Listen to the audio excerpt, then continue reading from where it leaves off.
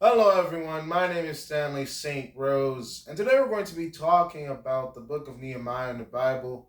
Now, before I go into this topic, please remember to leave a like, subscribe, and/or comment so that the channel can continue to grow. So, the book of Nehemiah, very important book here within the Bible.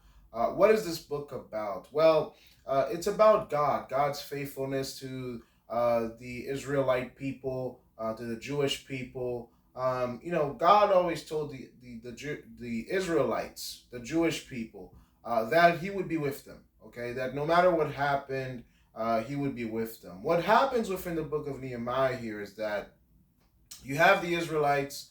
Babylon comes in. They take over the southern kingdom of Israel, and basically, after Babylon takes over, Persia then takes over Babylon, and Persia takes over everything. And then, because of the Persian Empire, we're talking about Cyrus the Great. Ezra goes back and builds the temple. And then we also have Nehemiah that goes back and builds the wall. So Ezra builds the temple, Nehemiah builds the walls. So basically, here, what ultimately happens is that Nehemiah, he's this high appointed official. He prays to God. He hears about Jerusalem, how there's no defenses. It's pretty much bare. There's enemies all around, and there's no defense for Jerusalem. And so Nehemiah prays to God, and God, with God's help, Nehemiah goes back and he leads the Israelites into building the walls back in 52 days. Very significant here. And all of this gets done very quickly. Even though they had enemies all around them, it's like, they had a sword in one hand and they were building with another hand. Very significant stuff. They build the walls back very quickly. It's, when God is moving with you, when God is doing something with you, it's, bum bum bum ba-dum ba-dum ba-dum. It's just like a rhythmic building. Everything just gets built one after the other. No lack of time. It's just that it's all gets done very quickly here. And Nehemiah, his story is very significant. He's the an unlikely person that you would imagine that God would use to do this, but God uses all types of people, weak people, strong people, anybody He wants to accomplish His will. And Nehemiah here was selected by God to go back to Jerusalem, go back to the southern kingdom of Israel, and build back the walls. And also, he re-strengthened the faith of the Jewish people to go back to God. God promised this throughout the Bible that the remnant would be saved, and that there's always going to be a group, even in the book of Revelation, with the 144,000 Jewish people that are supposed to be sealed, that are going to be sealed. So God always saves a remnant. There's even in the book of Revelation that people from every tribe, every tongue, every nation, a group of them, a remnant of them will be saved. That's a guarantee that we get from God within the Bible.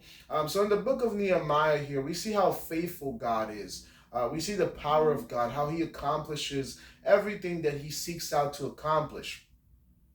And the temple gets built back, the walls get built back, and the economy of the Jewish people, the society of the Jewish people, Jewish men and Jewish women, getting back together, having children, continuing their family lines. And so it's a total restoration. The temple, the walls, everything gets built back together. Because, well, that's God's not a man that He should lie. He always keeps His word.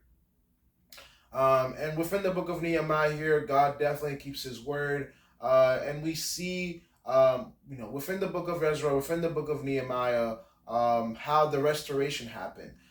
We see how, from the books of First Samuel, Second Samuel, First Kings, Second Kings, First Chronicles, Second Chronicles, we see the rise and fall, the rise and fall, the rise and fall of the Jewish kingdom.